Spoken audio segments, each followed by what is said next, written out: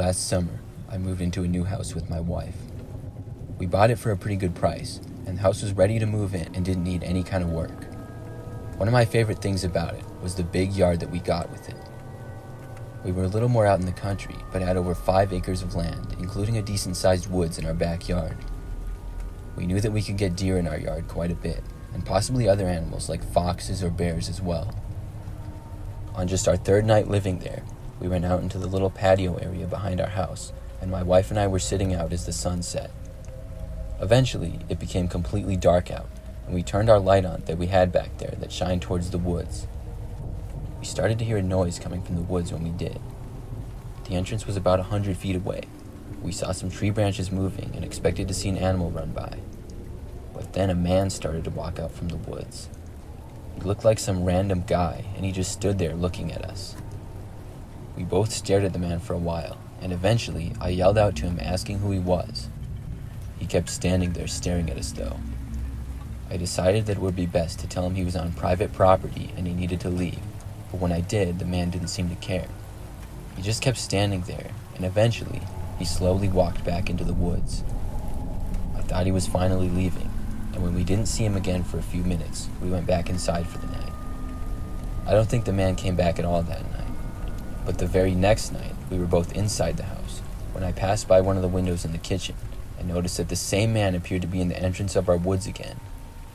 It was like 11 p.m., and later than he had been there the previous night. He was just standing there staring at our house. I watched him for probably a whole 5 minutes. It was really strange and creepy. Eventually, I decided to open up our back door and yell at the man to leave. I walked over, and as soon as I opened it, I saw the man turn to the other direction and run back into the woods. I kept watching the entrance of the woods for a while, but I never saw him come back, and finally I went to bed. The next morning, I woke up to a strange noise though. I couldn't quite tell what it was, but it sounded like water was running somewhere. I got up and went all around the house, and when I made my way to the back of the house, I realized what it was. The water outside our house that was for a garden hose was turned on full blast and was flooding our little garden area.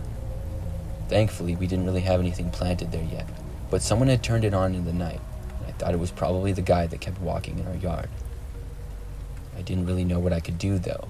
I didn't want to call the police yet because he hadn't really done anything that bad. I decided to just keep a watch out on the backyard at night. And when that night came, thankfully I didn't see the man at all. I thought maybe he was done bothering us, and I went to bed. The next morning when I got up, I didn't hear or see any strange noises, and everything seemed to be in order, until I got out to leave for work. When I got to my car, I saw that the right front tire had been slashed. Now I was really mad. Whoever this guy was had really crossed the line. I wanted to know who he was and what he was doing. I had a little bit of time before I had to leave for work, so I decided to walk into the woods and see where this man was possibly coming from. I had walked out in the woods twice before when we were touring the property before we bought the house, but it was a really dense woods and was easy to get lost in, so I don't really remember everything. I went out and there was sort of a walkway or unofficial path that went about 20 feet in, and then things got more narrow. I went out there and went to the left and followed a little trail deeper into the woods. Not really sure what I was looking for exactly, but I was really mad. And when I got about 2 minutes down the trail, I suddenly heard a noise about 50 feet up. I froze and looked. I saw the guy, and he was standing behind a tree up ahead. He looked like he possibly had a knife in his hand, but he wasn't looking at me. He slowly turned and started to face me, and when he did, I started sprinting as fast as I could in the other direction. I ran off the path and was running into tons of tree branches and probably stepped in a bunch of poison ivy. I felt as though I was running for my life, and I kept going until I was finally out of the woods and back in my yard. I ran all the way to the driveway and saw that my wife was outside and about to leave for work. I told her to get inside her car, and I got in with her. We then drove away down the street. Once we were a safe distance away, I told my wife what had happened, and we called the police. The police arrived at my house and found that the man had been living in our woods for a while. He was caught, thankfully, and I guess he clearly didn't like us living there for some reason. We were just happy he was gone and wasn't able to hurt us.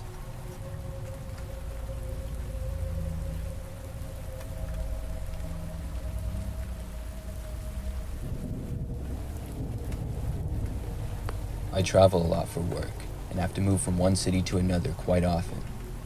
A few years ago, I was moving to a city in Northern California. I was going to live there for about a year and then probably have to move again. The house that I got to rent was a nice, smaller house in a pretty normal neighborhood. It was sort of old, but I'm not picky and I liked it just fine. Over the first few weeks of living there, everything was good for the most part. I was gone a lot with work, but when I was home, it was a comfortable place to live, and I thought the neighborhood was nice as well. Like I said before, the house was old, and it had some older-looking kind of ugly wallpaper and designs in some areas of the house. I would have liked to take it down, but I was only renting it, so I thought maybe I would just let it be. The wallpaper was mainly in the living room, and then went down the hallway to where the bedrooms were. One day I got a few pictures to hang on the wall, and they looked good, but I just really didn't like the way the wallpaper was looking with it, and I decided once and for all that I was going to remove it. I had to get up on a ladder to reach it, and when I did, I first looked at it closely, and right away it seemed a little bit odd. It was a black and green design, with black on the top and green on the bottom, but the texture was not like most wallpapers. I ran my hand across it, and the top part of it was extremely thin. The texture also felt different. Then I decided to grab the top part of it and see if I could peel it off. It took a little bit of effort, but I was able to get part of it off. When I did, I noticed there was like a 3-inch tall space behind it. I kept taking it off, and the space was running right along the top of the wall. I was confused as to what this space was, and I had never seen anything like it before. I noticed a sort of wire on the back side of it. The space also seemed to go back about 6 inches or so, and had several holes on the top, leading between the ceiling and the second floor of the house. As I was taking more of the wallpaper off, I got about a foot of it off before I found something else too. There was a tiny little camera that was mounted behind the wallpaper at one spot. It looked like it had been set up to film inside the room. When I kept removing the wallpaper, I found another camera. I kept going and found that there was another one on the other wall as well. They seemed like they were in tiny holes in the wallpaper, with these cameras basically impossible to see unless you were right up next to them. I was shocked at what I had found and also really creeped out.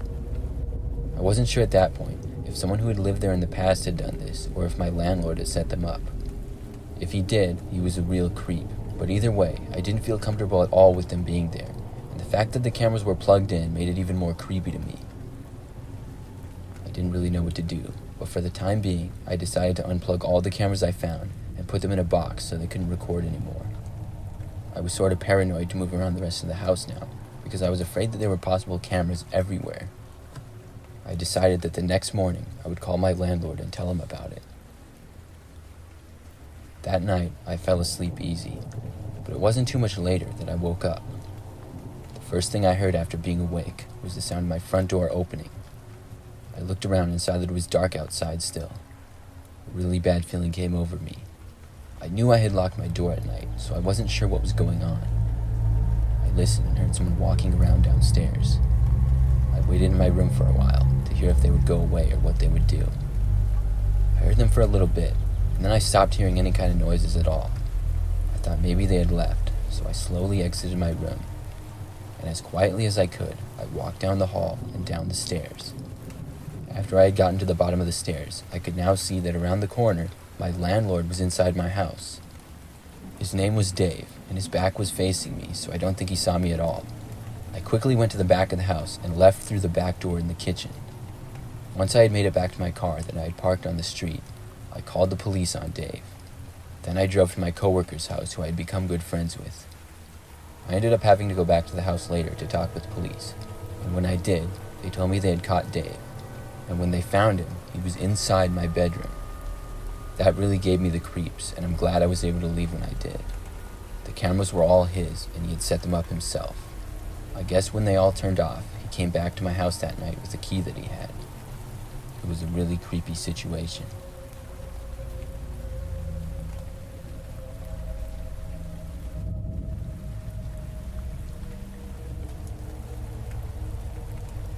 I bought a new house last year and moved into it a few weeks later. The house was really small, but it was just going to be me living there. Once I moved in, things were very normal for the first week. The house itself had 2 bedrooms. They were both upstairs and also had 2 bathrooms, one upstairs and one downstairs. In the downstairs, there was a living room and a kitchen as well. The house also had an unfinished basement. On the second week of living there, I woke up in the middle of the night one night. This normally never happened for me, so when I woke up, I sat up and looked around. It was dark out, but I heard a noise off in the distance. I couldn't really tell what it was, so I got out of bed and walked to my bedroom door. Then I pressed my head against it. When I listened, I heard a sort of laughing noise. It sounded really creepy. It sounded like one of those scary clowns that was laughing in a really creepy way. I couldn't really tell where it was coming from, though.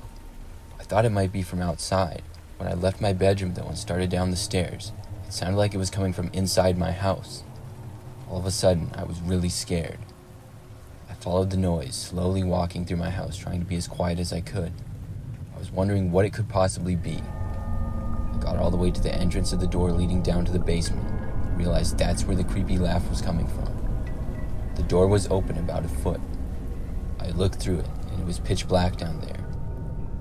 But I know I could clearly hear the creepy laugh of a man coming from down there. I was so freaked out by that I ran all the way back to my bedroom quietly and then shut the door and locked it.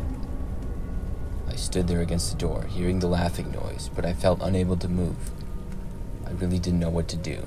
I was wide awake and couldn't go back to bed. I didn't have any other place to go, and I certainly wasn't going to go downstairs. I thought about leaving, but was afraid to make too much noise. Eventually, the laughing stopped. I felt a little better then, and I listened. I looked at the time, and it was nearly 5 a.m. I didn't hear sounds of anybody moving around the house or anything like that. I stayed there by my door for another hour, and it was silent the whole time. Eventually, I did get tired again and was able to go back to sleep. Thankfully, I didn't have to be up early the next morning. When I finally woke up again, it was about 10 a.m. I walked out into my living room, and nothing was out of place.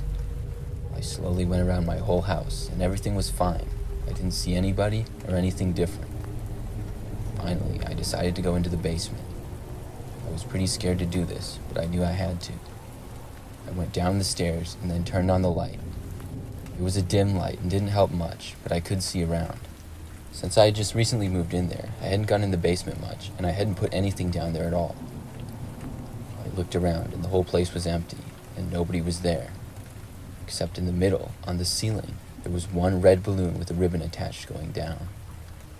I ran back upstairs after that and called the police. They came out and searched my house after that, but found no one. After that, I never heard any more strange noises in the house or anything like that. I have no idea who was down there that night.